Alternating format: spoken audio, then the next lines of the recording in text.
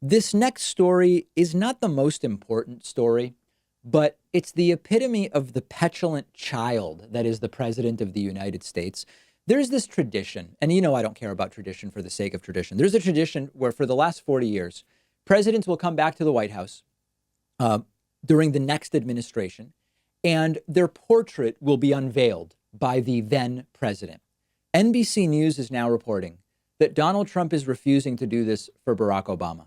And I have to tell you, it kind of makes sense. Donald Trump has spent the last couple of weeks accusing Barack Obama of committing the greatest political crime in the history of the United States. He's dubbed it Obamagate. It's totally bogus. It's non-existent.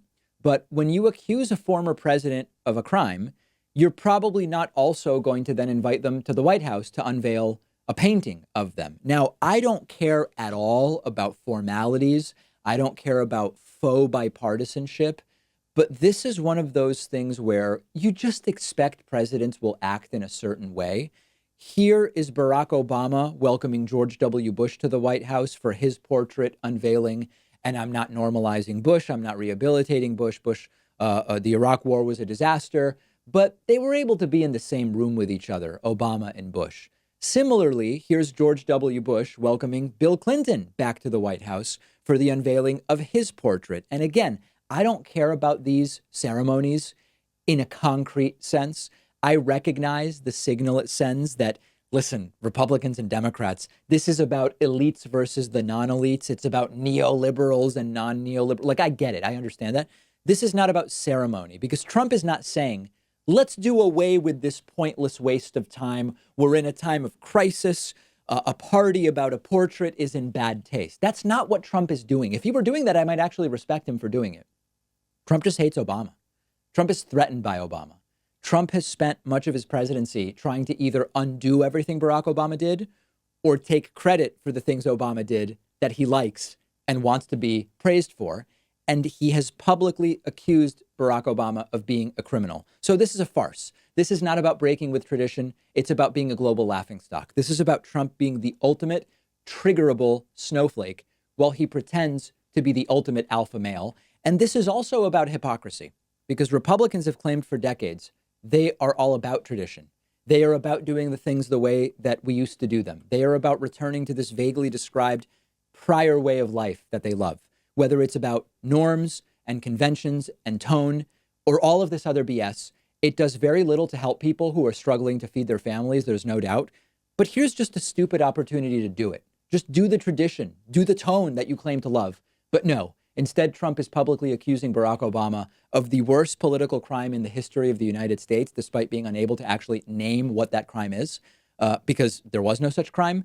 And he is not going to do this. Totally triggered snowflake, pathetic, embarrassing. The world continues to laugh. And this is what we've got for 4 more years, unless we all do what we need to do in November.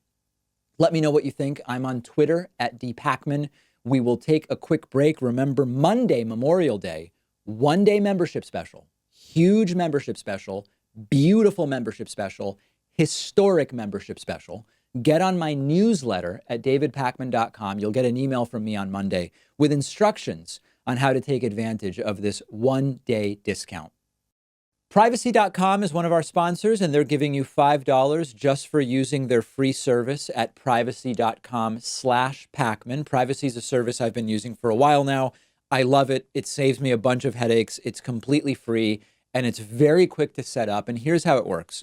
When you pay for something online or over the phone, instead of exposing your real credit card number, Privacy lets you generate virtual card numbers. The payments are withdrawn from your checking account, but your real card number stays completely private, and you do it all with one click. You can autofill the card number in your web browser, on the phone.